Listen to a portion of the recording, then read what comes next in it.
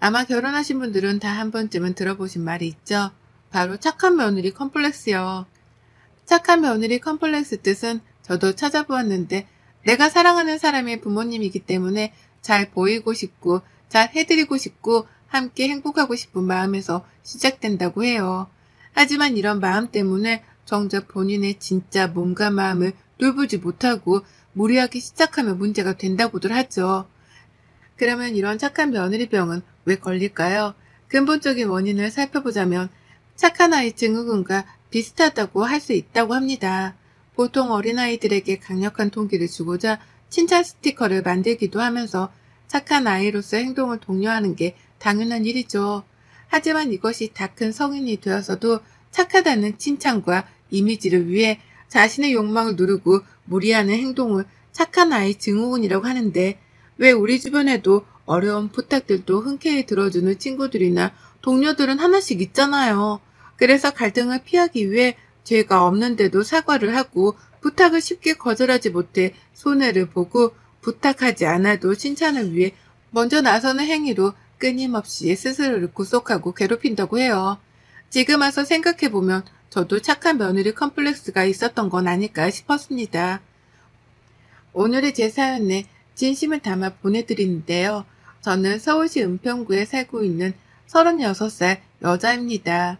결혼에 대한 생각이 딱히 없던 저는 그냥 좋은 사람이 생기면 결혼하고 아니면 혼자 살자라는 생각이 강했었어요. 사실 요새 결혼하는 친구들 보면 남편과 많이 다투기도 하고 집 문제나 돈 문제로도 좋았던 사이까지 틀어지는 이야기도 많이 들리다 보니 어느 순간 결혼에 대한 환상이 점점 떨어졌습니다. 그러다 친구 결혼식에서 우연히 저희 남편을 만나게 되었죠. 친구 남편 회사 동료라는 남편이라 저랑은 같은 피로 현장에서 같이 앉게 되었고 서로 다 이야기를 하다 보니 참 재밌었어요. 그래서 친구랑 친구 남편은 신혼여행을 가고 저희는 마음 맞는 사람들만 모여서 술 한잔을 했거든요. 그렇게 만났던 만남이 저에게 결혼이라는 마음을 갖게 해주었고 제가 결혼 전부터 꿈꿔왔던 삶은 알콩달콩 남편과 또 토끼 같은 자식의 시부모님과는 딸처럼 서로 지내는 게 사실 꿈이었어요. 이게 비현실적이라고도 생각하시는 분들이 아마 많으실 거예요. 저는 그저 제 희망사항이었으니까요. 순조롭게 결혼이 착착 진행되고 남편은 알아가면 알아갈수록 더 생각보다 마음이 깊은 사람이었어요. 집도 지금 살고 있는 곳이 있어 가정 가구만 바꿔서 살기로 해서 딱히 결혼 준비를 하면서 다툴 일이 없었네요. 그래서 저희는 무탈하게 결혼식까지 끝냈죠. 근데 이때부터 저의 착한 며느리 컴플렉스는 시작되었던 것일까요? 남편의 시부모님은 정말 두 분 다 검소하시고 오랫동안 두 분이 교직 생활에 있던 분들이셨어요. 지금은 정년퇴직하고 함께 양평에 조그만한 전원주택을 얻어서 두 분이 사셨거든요. 그래서 처음에는 이 이야기를 듣고 정말 누구나 꿈꿔온 생활이 아닐까 싶더라고요. 실제로 두 분을 배웠을 때도 인자하신 모습에 정말 제가 꿈꾸던 생활이 이루어지고 있구나 라는 생각이 들었거든요. 저의 결혼 생활의 온도는 뜨겁지도 또 차갑지도 않은 딱 중간의 온도였어요. 서로 퇴근하며 소소한 일상을 나누고 그 일상 속에서 행복함을 또 꿈꾸고요. 주말에는 시댁에 내려가 늘 바쁘기도 했습니다. 근데 언제부터였을까요? 어머님이 저에게 은근슬쩍 어머님이 힘들어하는 문제들을 저에게 털어놓기 시작하시더라고요. 우선 남편에게 동생 저한테는 서방님이시죠? 계시는데 남편과는 정반대 성격이라 굉장히 사고도 많이 치고 다니셔서 부모님이 케어가 안 돼 저희 남편이 케어를 해야 한다고 하더라고요. 둘 다 나이차가 있는지라 서방님은 형님을 무서워한다고요. 근데 이번에 어머님이 갑자기 전화를 해와서 저에게 서방님 이야기를 해주시는 거예요. 민영아, 바쁘니? 아니요, 어머님, 무슨 일이세요? 아니, 이번에 준우가 또 사고를 쳤지 뭐니. 지금 준성이한테도 말 못하고 아버지한테도 말을 못했구나. 이걸 어쩌면 좋니? 어머, 무슨 일인데 그러세요? 준우가 잘 다니는 회사에 문제가 있어서 어떤 동료를 때려서 합의금까지 주었는데도 그쪽에서 다른 회사 못한 얘기 한다고 그러니 내가 이걸 어떻게 할 도리가 없지 않겠니? 아, 그럼 지금 합의금을 주신 거예요? 줬지. 근데 갑자기 밤에 전화 와서 너희 아버지한테는 잠깐 볼 일 있어 나간다고 하고 내가 거기까지 다녀왔단다. 근데 돈이 문제가 아니라 그 문제 때문에 압박을 넣어서 그런 건지 몰라도 취업이 안 되니 자기도 괴로워하더라고. 내가 알아보고 준우가 들어가면 당연히 너희 아버지가 알게 되는 건 시간 문제니까 내가 어찌할 도리가 없구나. 너한테 이런 부탁하는 게 미안해서 어쩌니? 아니에요, 어머님. 제가 그러면 서방님 일자리 좀 알아볼게요. 안 그래도 알아보면 좀 있을 것 같아요. 그래 줄래? 너무 고맙구나. 준성이한테는 꼭 말하지 말고 부탁이다. 네, 걱정 마세요. 그런 어머님의 부탁을 듣고 그래도 처음 하신 부탁이라 이곳저곳 서방님 일자리를 찾아다녔어요. 다행히도 회사 친한 동료가 자기 형이 조그맣게 마케팅 회사를 운영 중인데 괜찮으면 거기 어떠냐고 권해주더라고요. 그래서 서방님한테 이야기하고 이야기가 잘 돼 회사 동료 덕분에 취직하게 되었어요. 연봉은 다른 곳보다 아직 작은 곳이라 적기는 해도 복지가 굉장히 좋고 또 사람들이 다 착해서 잘 적응할 것 같다고 회사 동료가 말해주길래 제가 거하게 한턱 쏘겠다고 고맙다고 했죠. 그 뒤로 한 몇 달이 흘렀을까요? 다른 팀이던 회사 동료가 저를 부르더군요. 민영씨, 잠깐만. 아, 무슨 일이세요? 민영씨 그 서방님이랑 분 어때? 저희 서방님이요? 저도 결혼할 때 보고 자주 못 마주치는데 그냥 평범한 분 같은데요. 아니, 내가 이런 말 해도 될지 모르겠는데 민영씨네 서방님이란 분이 회사 동료한테 엄청 죽은 덕 됐나봐.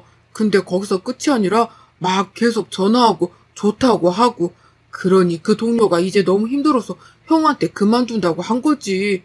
그 직원이 오래 다녔던 초창기 멤버라 형이 무슨 일이냐, 연봉을 더 올려주겠다 이러면서 잡았는데 자기 서방님 이야기를 하더라고. 그래서 형이 많이 화나서 그분을 불러 이야기했는데 자기는 그런 적이 없다면서.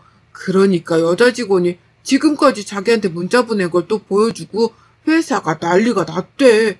자기 서방님 그만두고 그 직원이 소송까지 한다는데 어떡해? 아, 제가 서방님께 전화해보고 다시 말씀드릴게요. 정말 죄송해요. 진짜 죄송합니다.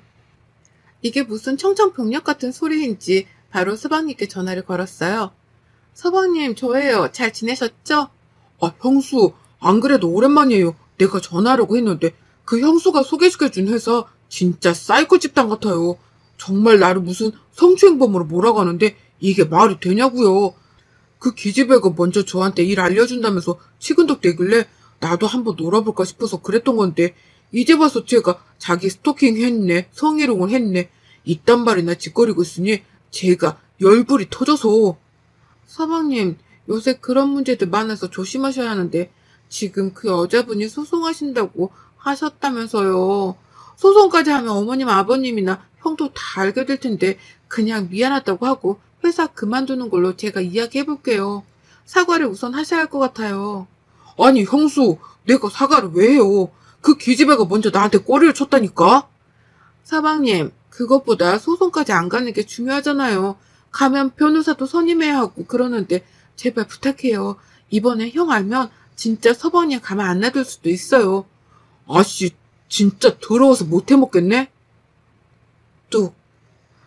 그리고 회사 동료한테 정말 미안하다고 사죄한 뒤 거기 형님네 회사까지 찾아가서 제가 직접 그 사장님과 동료분에게 사과를 건넸습니다.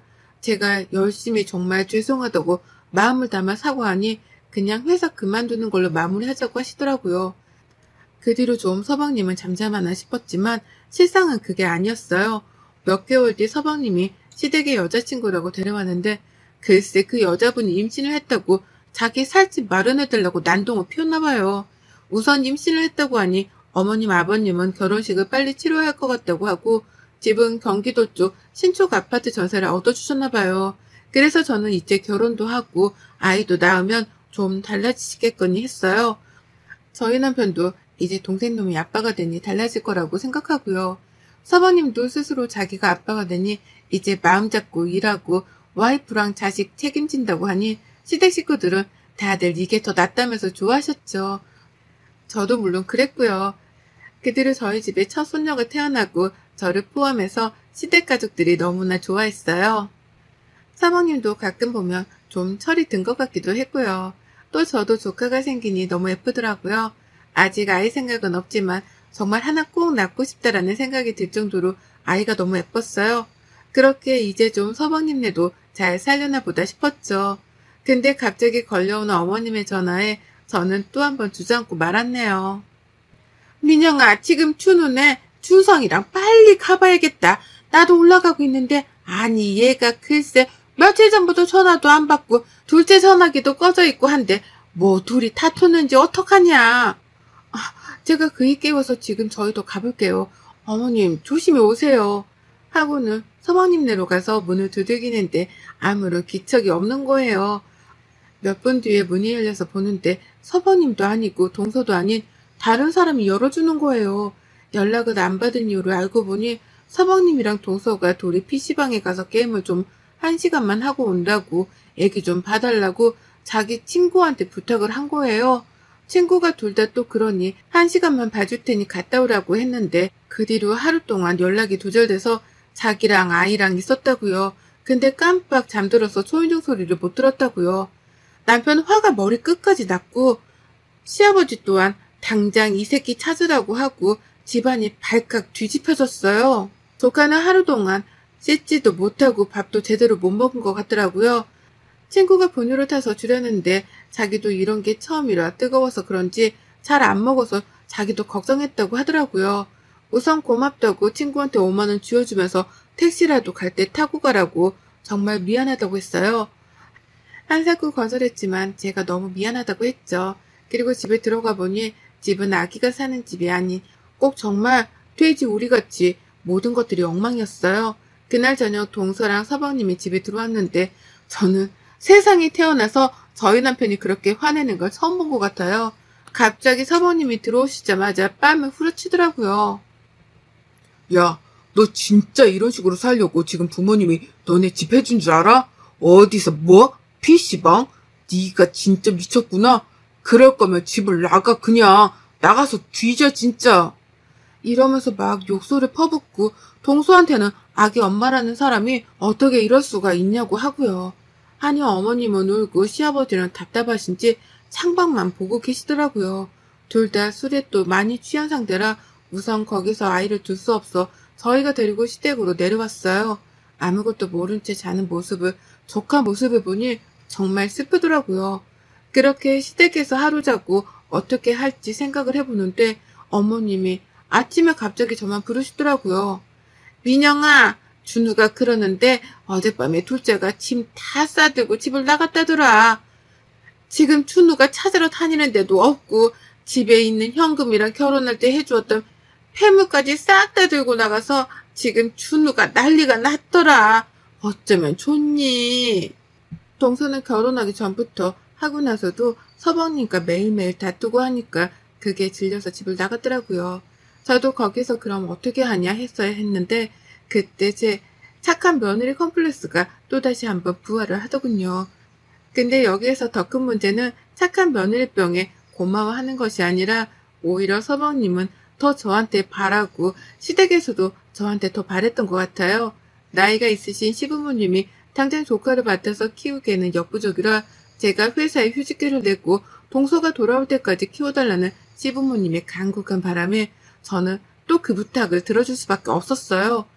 남편은 지금 누굴 보고 키우라 하냐고 그러면 자기도 집에 안 온다고 난리쳤지만 저는 너무 불쌍했어요. 조카가요. 아이가 부모님을 선택하고 태어난 건 아니잖아요. 그렇게 저는 팔자에도 없던 육아를 하고 하다 보니 안 아픈 곳이 없을 정도로 제 몸이 망가져 있더라고요. 근데 아빠라는 사람은 매일 술에 쪄들어서 집에 들어오지도 않고 친구도 만나고 또 어디서 여자도 만나고 하고 그러는 것 같더라고요.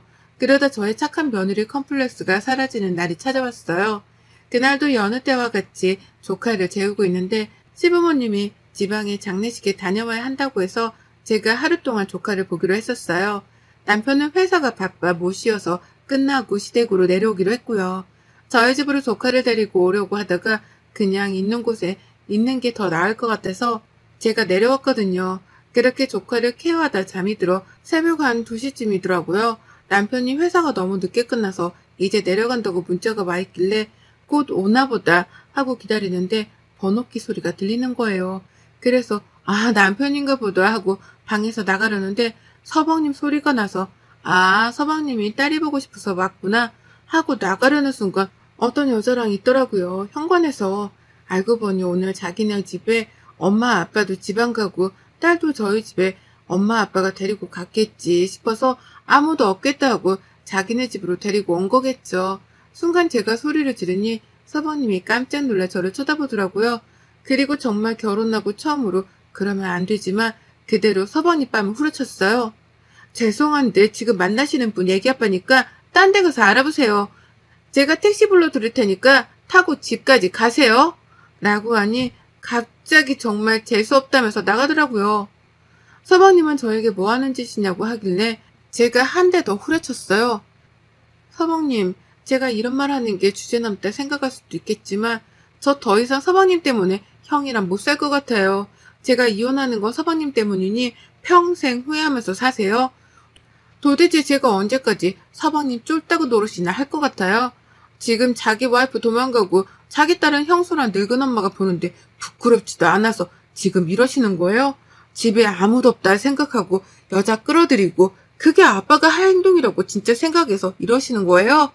서방님이 이렇게 나오니 옛날에 회사에서 성추행으로 소송당할 뻔한 거 제가 진짜 빌고 빌어서 거기서 넘어간 거예요. 왜 그걸 모르고 지금 이딴 행동을 하세요?